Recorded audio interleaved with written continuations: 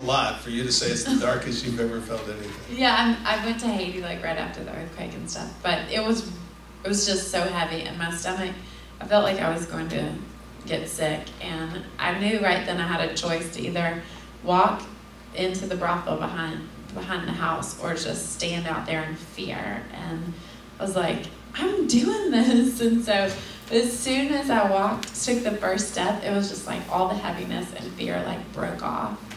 And like just that alone has been forever a picture of like whatever is coming is like we constantly have a choice. All right, okay, are we going to partner with Jesus and not live in fear and not live in anxiety, but are we going to step forward and go into these hard places and bring light?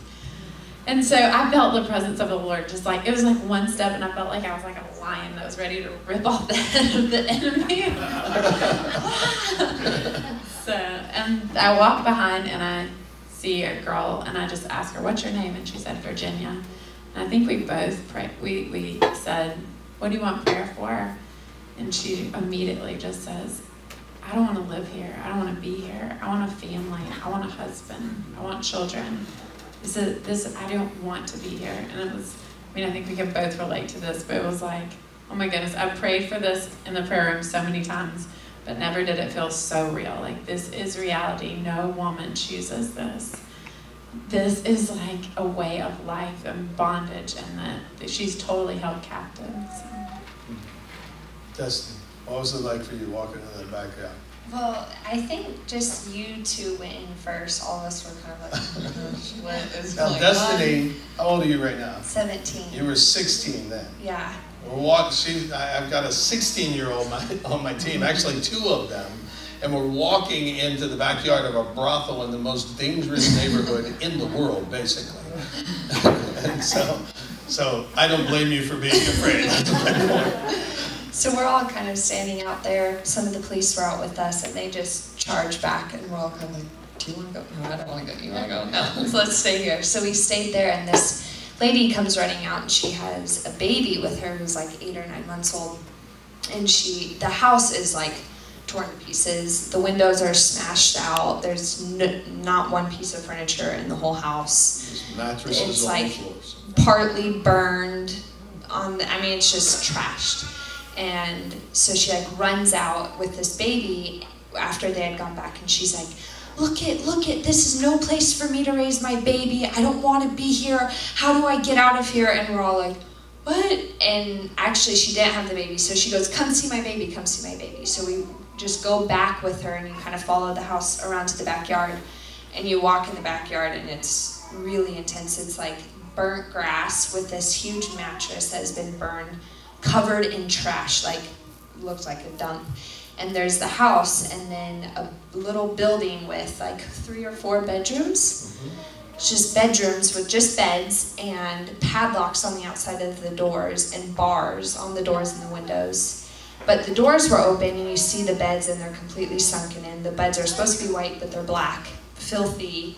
So it's just really intense. The prostitutes are sitting on the stairs, and one of them has her whole arm in a bandage because she said that she fell through a window. Some of them have burn marks on their faces and scratches. So we just walked back, and they're all standing there. And Kirk was like, well, who needs prayer?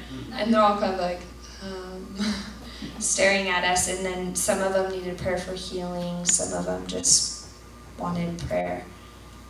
Yeah, it was so surreal that it felt normal. I don't know how to explain this, but it was like we were in the right place at the right time, and we knew it. We didn't feel goosebumps and angels, but we just walked in and said, do you guys need prayer? Who wants prayer? And they go, okay, there's cops there. What are you going to do, And they went, yeah, sure, we'll take prayer.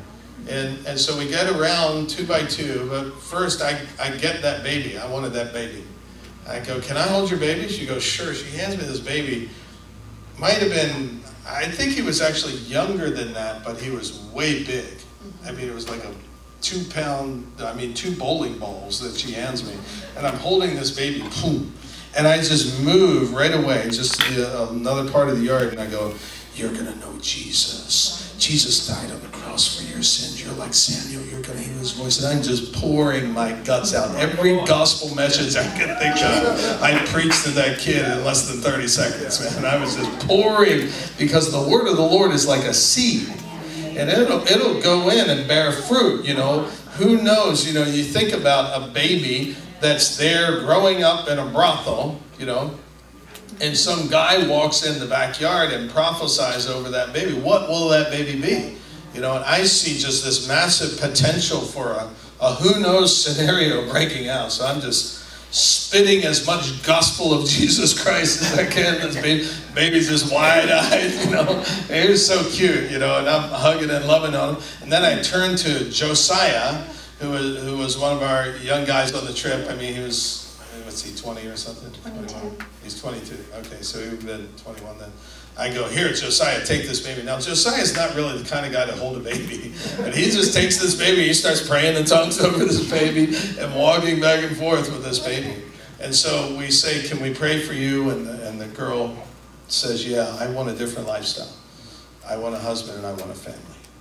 And I just, my heart just, oh my goodness. I saw her in my mind's eye as a 9-year-old girl skipping rope in her front yard in Nigeria. She was not thinking, when I grow up, I want to be a prostitute. You know? And she was a captive. And I feel compassion for her. As soon as we say, can we pray for you? She turns her hands up, closes her eyes, and raises her head up to the sky. And I mean, it was surreal. It was like, this is the front of a church and we're praying for somebody.